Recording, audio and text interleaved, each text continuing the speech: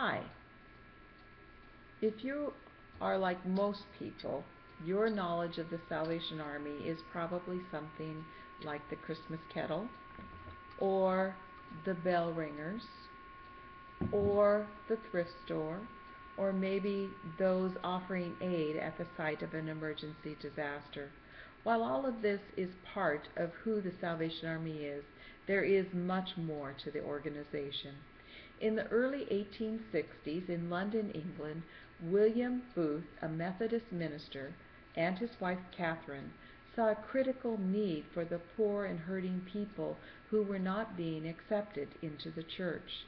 While they desperately wanted to share the love of God with these people, William and Catherine realized that they were just fighting to survive.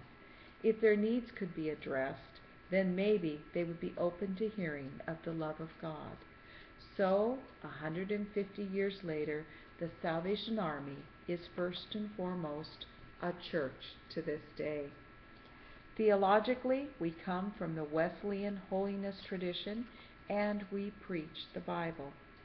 Most of our churches are totally involved in some form of social ministry still, but they are also the traditional church. We strive to meet people's needs physically, emotionally, and spiritually. As you might expect from our name, we are a bit militaristic in our setup. Our ministers are given a rank of cadet, lieutenant, captain, major, colonel, commissioner, and we have one general. The Salvation Army is currently in 127 countries around the world. I've been a minister with the Salvation Army for almost 28 years. I've had a variety of appointments, but the majority of them have been in an administration support to the church units. We call our churches core, and we feel that this is the front line of ministry. We are, as an officer, assigned to a ministry location where our gifts and abilities best fit. As a minister or officer in the Salvation Army, my spouse must also be a minister because of the way we are given our assignments. We have many incredibly committed and talented employees who work alongside the officers in the church and also in the social service programs. Currently, my husband and I are appointed to the Western United States headquarters in Long Beach. My husband has the position to oversee the personnel of the territory, both the officers and the employees. While my title is a bit different, I'm able to work with him, especially when it comes to working with the officers. Those who attend the church and wish to become members of the church are enrolled as soldiers.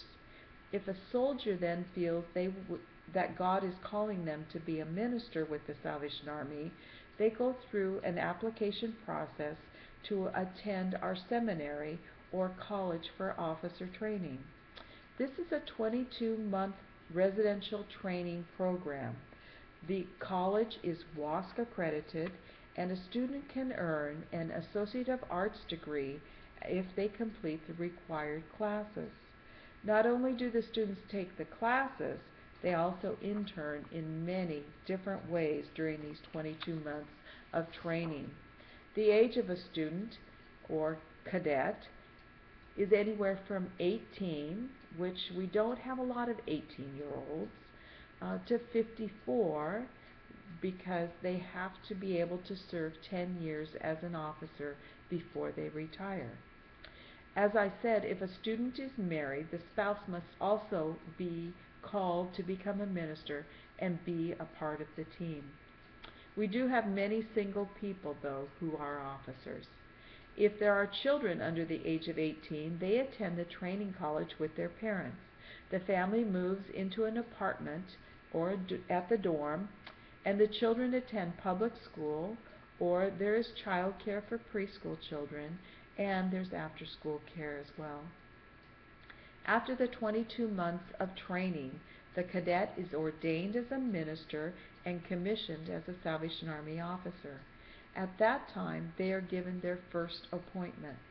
Normally, the first appointment would be a small corps, or they would assist at a larger location to gain additional experience. The first 5 years of officership is somewhat of a probationary period. I share all of this with you so that you can understand the huge investment of time and money that goes into the training process. The cadet is taught the Bible, is taught how to preach, how to teach, how to counsel, how to take care of business in the Corps, including putting a budget together, fundraising, managing the property. They are taught how to handle the social services aspect as well. And then evangelism has to play in, and being a part of the community is also very important. My research project was to take a look at the reflections and feelings of the new officers with regard to their education and internship to see if it was viewed as a practical and useful training endeavor. My survey is aimed at determining the level of comfort and confidence that the student feels in their first 5 years of training. In their first 5 years of ministry, based on their expectations as they are leaving the training college, as well as their beliefs that they were adequately trained. The scope of the education or training is always needing to be verified as appropriate and relevant. I was able to send a survey monkey to 233 participants. All of them were commissioned within the last 5 years. My free subscription to SurveyMonkey cut me off at 100 responses. That is a 44.8% response. I had 7 incomplete surveys, which I threw out, giving me a total of 93 surveys. I had 3 constructs during this process, each with 5 questions, and then I asked 5 demographic questions as well. The first construct was, I titled it All Prepared, and it was a set of questions looking at the idea that after 22 months of residential training in educational coursework and intern fieldwork, the officer is prepared to accept their first appointment. That was my statement. The construct number 2 I call Taught Well. This set of questions looks at the idea that during the many classes offered and internship, the cadet feels enough specific detail is given to enable them to take on the responsibilities of their appointment. And then the third construct I called More Needed. This construct asks questions to see what specific area could have used more emphasis in the training process. Overall, I am pleased with the survey results. I do think there were some limitations, however.